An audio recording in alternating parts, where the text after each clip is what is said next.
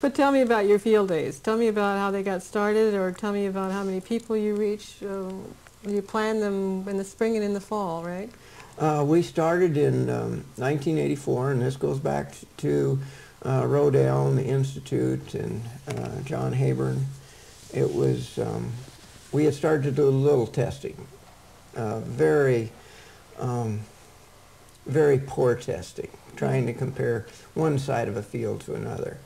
And we did that for a few years, and we really weren't learning anything, and we needed some help.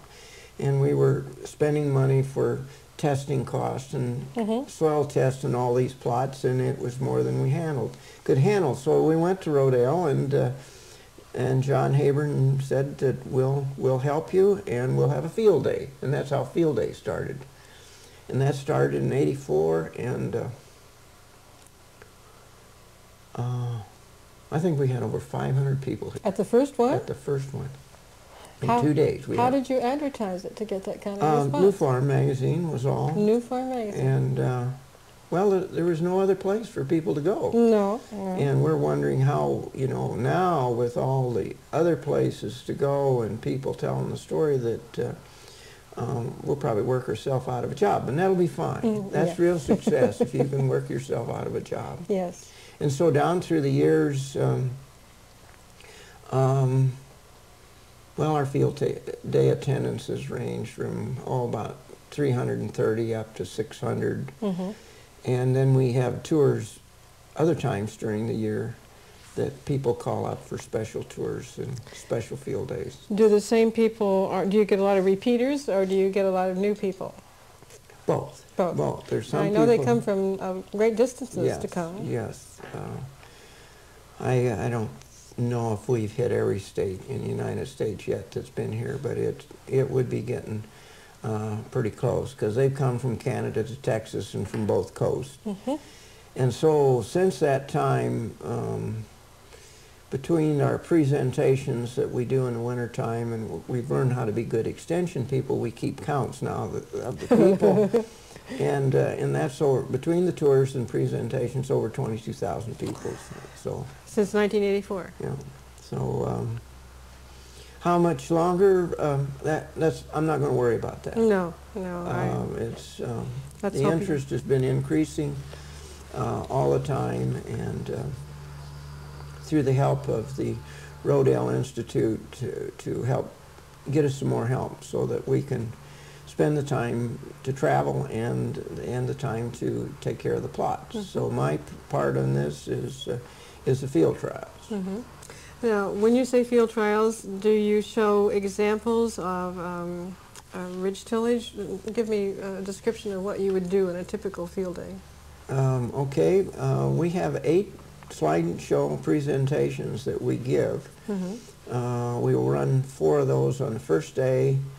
And first thing in the morning, we have a slideshow, and then we go out and do half the field tour. We come back in at 11 and have another slideshow, and then we have we cater a dinner here. I was going to say, what about feeding and all the rest of it? No, it's you can get it all here. If you and then even some people say the second day they'll see a different set of slideshows, and we will go out on the same field days, or the field tours. So in the afternoon we do the last half of the field tours. And we look at plots with ridge till with and without herbicides, different kind of fertility trials.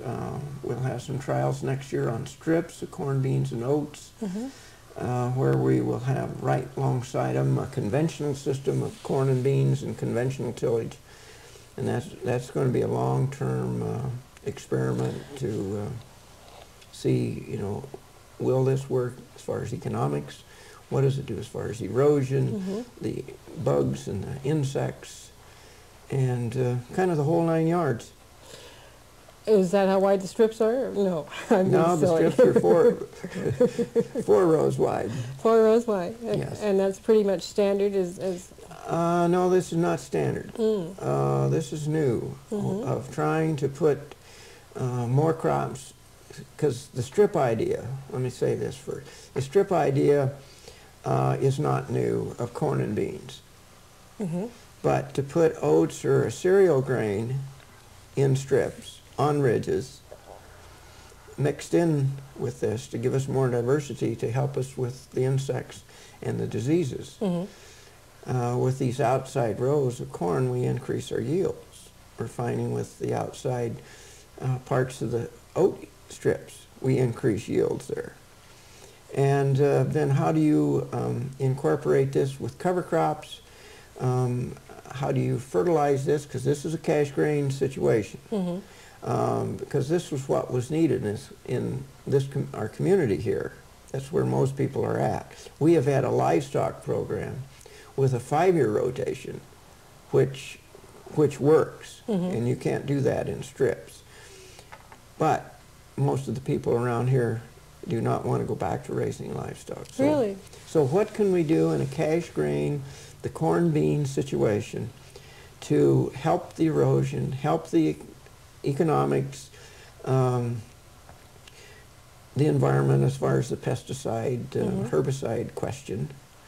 And that's probably the most exciting thing right now that we're going to move into next year. And these research plots are ones that were set up with the help of Rodale? Or do you have any help from ISU? You're close to Iowa State University. Right. Everybody's kind of let me do my own thing. We've had some help to make sure that, sure, I want all the help I can find. And we ask people at field days, you know, if you've got any suggestions, I'm all ears. And I do pick up a lot of ideas of people on the hay racks. Why don't you do this? And sure. But basically, people have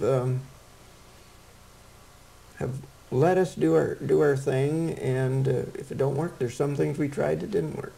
Well, and then you try something else. Right, right. The Buffalo planter you mentioned, do you have other machinery that is special machinery that you use? Well, the Buffalo cultivator, that kind of comes in a package so that those two things work together, so we can work with high residue. And then we have used a rotary hoe before we cultivate, and some companies, the M&W company was probably the first to build a hoe that would work better with higher residues. And that's becoming more an acceptable practice.